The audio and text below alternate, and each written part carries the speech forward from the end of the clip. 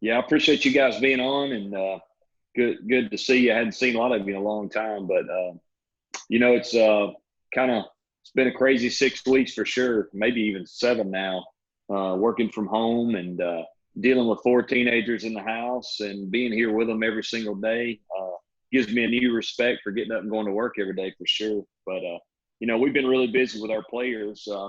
We've had normal staff meetings, normal position meetings, and all the way up until this week with exams going on. We're not doing any football meetings with them now. But to be honest with you, our meetings may have been as good or better than they were before. It feels like on this Zoom, like we are right now, at least you got all their attention, and we can actually, share the screen and put, drawings up for installs and video and so forth. But fortunately for us, everybody's been healthy that's in our program, and their families as well. So that's been good. And, just trying to encourage those guys to stay on top of their academics and get a workout in when they can and be prepared. I think the key for our team has been, or the message has kind of been, hey, we don't know when, so you better be ready, because we don't know when we're coming back, and it could be sooner than later or whatever. But trying to keep those guys just motivated to see the light at the end of the tunnel. Sometimes when you're that age, I think you don't really realize, hey, things are flying by, and yeah, we've been at home and so forth and doing different things, but we better be ready because we're going to get probably a short notice on when to get back on campus and when all that'll start. But overall, obviously coming out of spring, we did get 5 practices in. I really, really, really am excited about this team. I think we made some big strides on the defensive side from recruiting, and I think that showed in the spring. Just a couple of quick things. I know we're going to have 7 new defensive backs on our team that weren't on our team last year, and that's a huge. They're not all freshmen. We signed, I think, 4 junior college guys. We had a guy that was ineligible back, and then we had a junior college kid that got hurt and had shoulder surgery. So that's exciting. Richard Juvenar, adding him to the mix is very exciting as well from Auburn. And then Jaden McDonald, a linebacker we added from Iowa, who's originally a Georgia kid that wanted to get closer to home. So I think with that being said, D-line, you got Shaquille Brown that we signed. I think it's going to have a big impact. We're looking to probably add 1 more before it's over up there up front. But, with Will Cholo back, John Hines, and then obviously Richard Juvenar on one side, we feel pretty good about where we're going to be next year. And, the one thing about, college coaching is you figure out where you need to improve and you go try to address it in recruiting. And offensively, we didn't lose any skill guys. Running backs, obviously, getting B.J. Smith back's huge with the addition of Charles Strong, who was sitting out from Texas A&M, and then DK, who came in and played great for us. Jamontez Wood, a freshman that got some reps before he got hurt. And then we have a freshman I think you guys are really going to enjoy getting to know, Kamani Vidal, who was from Marietta High School over there, played a state championship game, ran for like 1,600 yards. So no skill guys did we lose, and we added a couple really good ones in Charles and Kamani, and all our receiver back. We had to replace 3 offensive linemen. We addressed that some in recruiting as well. Took a couple newcomers, with Tariq Bateman as well as Jordan Chapman, a couple of junior college guys returning. So I think it's going to help with that. And then obviously the big thing is quarterback, replacing Kayla Barker, who had an outstanding year for us and really showed a lot of toughness. I mean, being banged up and hurt, playing through all that, but had one of the best years in our history of our school. And so that's a big shoes to fill. But Gunnar Watson, Jacob Free, and Parker McNeil kind of, I thought, separated themselves after 5 practices, and we were ready to kind of thin the reps out with those 3 guys. And I'm, being on Zoom meetings with those guys and watching them really work. It's fun when you have a competition because you see who's really motivated to do extra and do those things. And all 3 are working their tails off trying to get better and improve as much as we can. So with that being said, we're excited about the season. I really, 2020 for us is, our motto is Trojan tough. That's what we're kind of telling our kids. Hey, we're going to be Trojan tough this year. We're going to figure out, who wants to be here, who wants to play, who loves football. And that's kind of been our focus, and really can't wait to get this team back on campus and get started. All right. So I just try to give you a little idea of what kind of spring was like, and take any questions you guys have. Sure. Coach, one thing right off the bat, you only had 5 practices, but did you Right. get some idea of, you mentioned players, but, Hmm. I don't know what kind of carryover you might even be expecting from this thing, but what did Yeah. those 5 days give you? Well, for me personally, we have some guys that aren't in our program anymore for different reasons, and then we have a new group of leaders now, and I just like their approach. I mean, it's just fun to go practice with these guys. I think they're hungry. Obviously, 5-7 is not who we want to be. It's not who we've been. It's not who we are. And there was a lot of motivation in the spring, and some, even hiring a new strength coach and a new attitude in the weight room, and and really hammering these guys on doing the things that we ask them to do away from football as well. Because to me, those things directly tie into whether or not they love football or not. If you love football, you'll do these things we ask you to do, whether it's go to class, whether it's, make great social choices on and off the field, whatever it is, we ask you to do. If you love football, you'll do those things. And I feel really confident that the vast majority, a high number of our kids are motivated and excited and ready to go for 2020. And to be honest with you guys, after a year being here now, I feel like I know our guys now. Last year I knew of them. I saw their best side when we greeted and talked, but knowing them and what they're like when the bullets start flying, and a new staff coming together. We didn't lose anybody off our staff, which I'm really excited about, because in this business we're in, carryover is extremely important. Continuity with the staff, I think, is going to be a big difference for us as well. Cool. Along some of those lines, you said right off the top that you don't know when, but you got to be prepared. Mm-hmm. Who are you talking to? And who have you heard from in terms of, and what questions are you asking in terms of the when Yeah. and the where and that kind of stuff?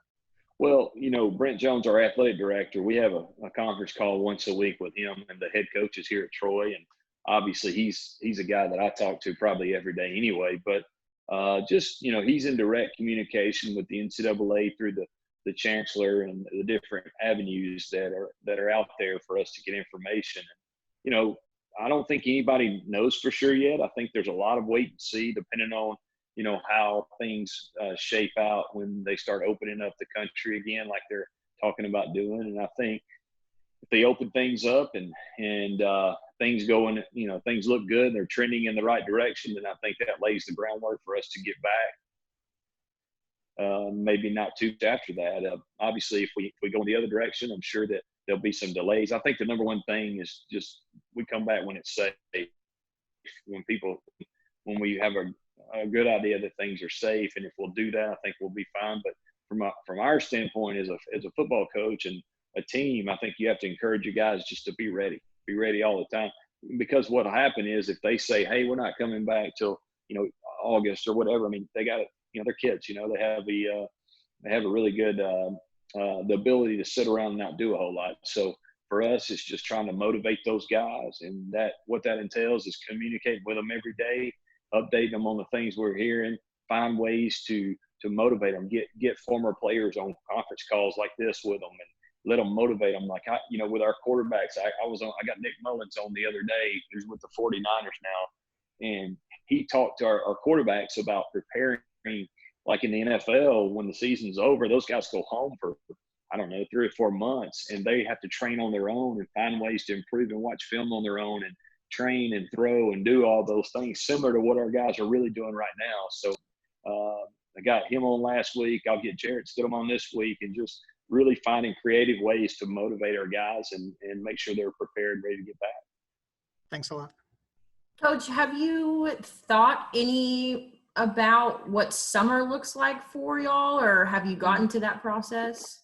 Yeah, we made a lot of recommendations from a coaching. I know the Sunbelt head coaches got together and talked about, okay, what would it look like? How many weeks would we need to get our team ready to play? I think that was kind of what the leaders of our conference in the NCAA, they were focused on that. Like, how many weeks would you need? And I think that fell anywhere from 6 to 12 weeks, depending on who you talk to. But we felt like if you had 6 weeks, then you hopefully you'd be able to get started. And that was kind of what our thought process was. Now, obviously, those are just ideas that we threw out there, and we don't get to make the decision. But I think the NCAA and the leaders of each conference, that we've been talking through this, it seems like forever now, trying to have a plan together. Again, I think it all depends on when our country opens up and becomes safe again. But I think there's just several different scenarios out there, several different plans. I think the NCAA will make some maybe adjustments for the summer to allow us to get back with our team, because like you guys probably know, which the common person doesn't, we don't get a lot of time with them in the summer from a football standpoint, other than a couple hours a week of meetings and on the field without a football, which what can you do besides drill work and different things? But I think some of those hopefully will be laxed. That's my hope. And those are the things I'm hearing. But again, you haven't seen anything official come out yet. And I think that's probably good. You don't want to make a statement yet when you're not really sure exactly what that's going to look like. But I know between the coaches, we all are hoping we'll get some more time with those guys for sure. What's the lack of, with the lack of reps this spring, what is that doing to the fringe type players, maybe the guys that are hoping to, win a spot or to get on the field? What is this lack of reps do to them? Yeah, I think, obviously you want as many reps you can. I'll say the benefit could be, obviously we're not going to have any injuries come out of spring, so that's a benefit. But, from us in a quarterback battle, not being able to put those guys in a scrimmage situation, I'm not sure if people understand really how valuable that is. Practice reps, when things are scripted and things are laid out, and you're, a team period is focused on coming out or third downs or red zone and all that. But putting all that together in a scrimmage is a whole nother thing, from a standpoint of the quarterback understanding the situation and how to manage it and operate it. So from a quarterback's perspective, those are things we missed for sure, and we'll have to be creative in getting those guys.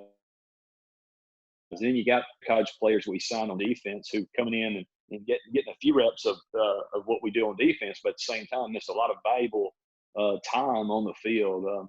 Those are the things we hope to try to make up for in the summer if we get some time, which we're all hoping we do. But Mike, to answer your question, I think that's something that probably is we'll know probably during the season. Man, that really hurt us not getting to rep those guys. But you also, I think, see who's really motivated to improve, who's really motivated to watch film, who's really motivated, because they have access to all the film that we have, and we give them assignments and projects and things to do and report back and all that. So we'll see who took advantage of those opportunities and who prepared like a pro. And that's kind of the thought about getting some quarterbacks on with our guys. Coach, you mentioned BJ Smith a second ago and getting BJ back.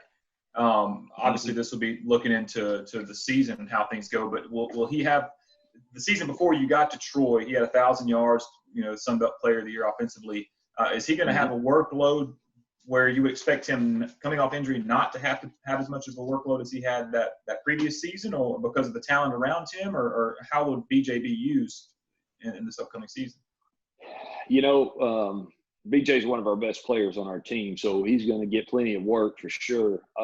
I don't see him being limited any from that standpoint.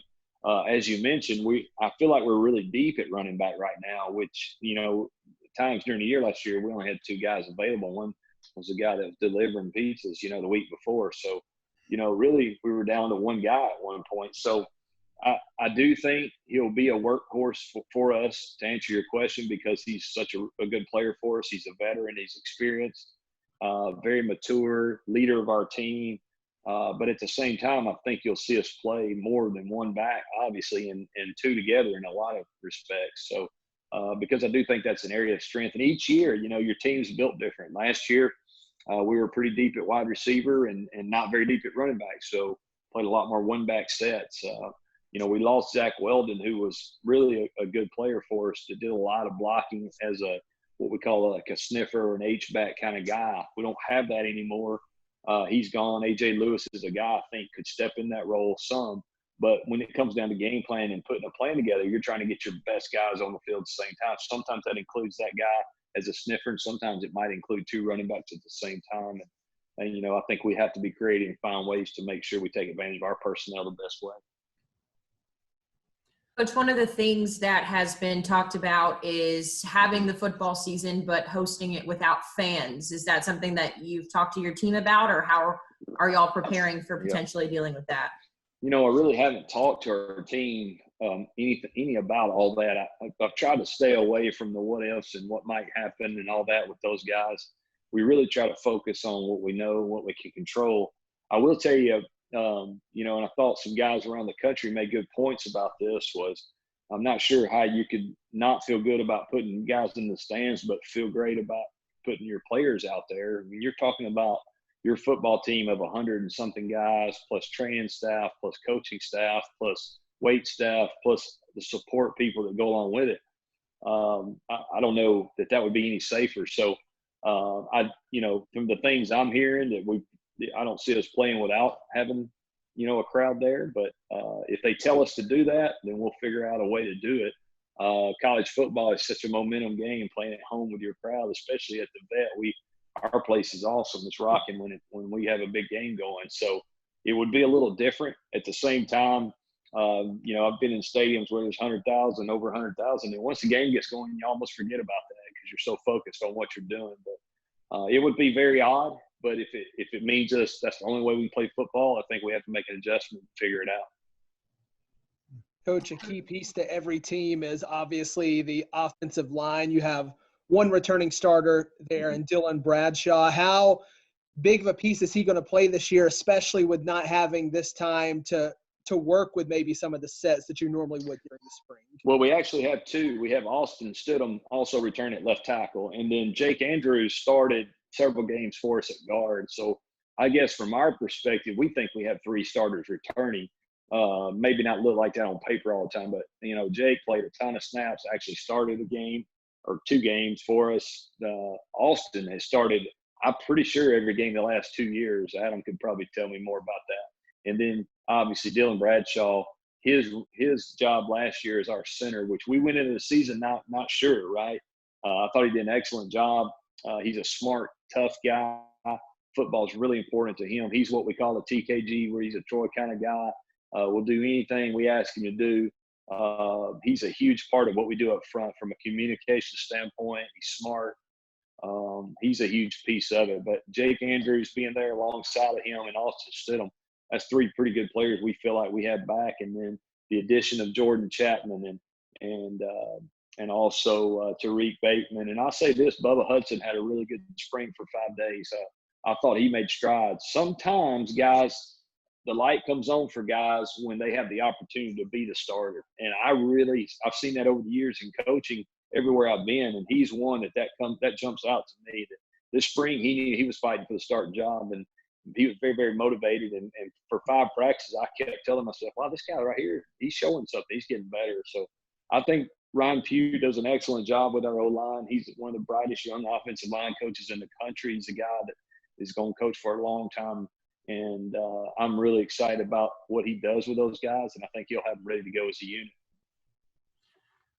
One last one for me, I think, Coach. You had mentioned, game planning for yourselves.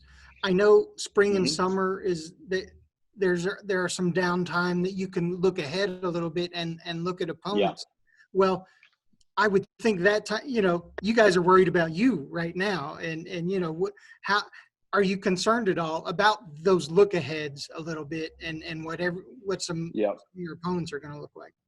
Well, so typically during the summer, especially in July, you'll spend about 2 days on each opponent, or maybe you pick your first 4 or 5, and you spend 2 days during the summer kind of game planning, just some initial thoughts and just to get familiar. And we've had the opportunity to do that now remotely, since we've been at home, because we didn't have all our spring film. We had 5 practices that we were able to look at together, but we're able to get a head start. But when you really start looking at it, we're not familiar with Arkansas Pine Bluff, and from my standpoint, we haven't played them. And obviously they got a new head coach now. I think they promoted from within though, but so you're not exactly sure what they'll do from the standpoint. Will he change some schematically? I don't know.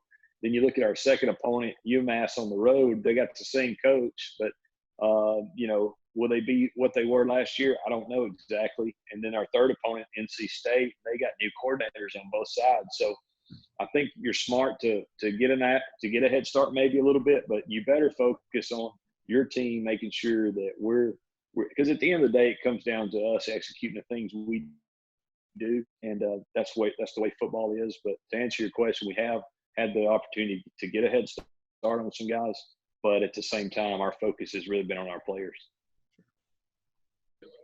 Coach, you only got 1 year under your belt as a head coach, and now we're in a situation, of course, that no one would have ever expected.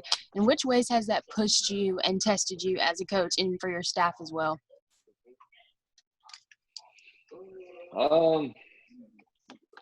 Repeat that question. I'm sorry. I got distracted. Oh, you're fine. So you only had 1 year under your belt as a head coach, and then heading into your second year, this happened, something no one could have ever expected.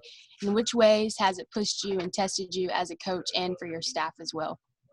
Yeah, I think the number one thing would be to find creative ways to keep motivating our players. I think that's really been the key for us. And then obviously the chance you have to make sure they all do well in school and pass and are eligible and all the things that go along with it. And they're all back at home. Everybody's got a different living situation. It's made us really stress communication, being on top of them every single day. Our coaches, they have a plan laid out. Hey, they're going to make contact with every one of the players every day. Some have great situations at home. Some don't. Do they have internet? Do they have the ability to work out with weights, or do we need to make sure they get the weight program that doesn't involve weights? And our strength coach, Rusty Witt, he developed both. So I think just from an organizational standpoint, it's made us really sit down and lay things out because it's so different than what we're used to. We better have a great plan to motivate our players, make sure they handle their business. And then there's the whole other side of it is recruiting. We're not being about to evaluate players in person, okay?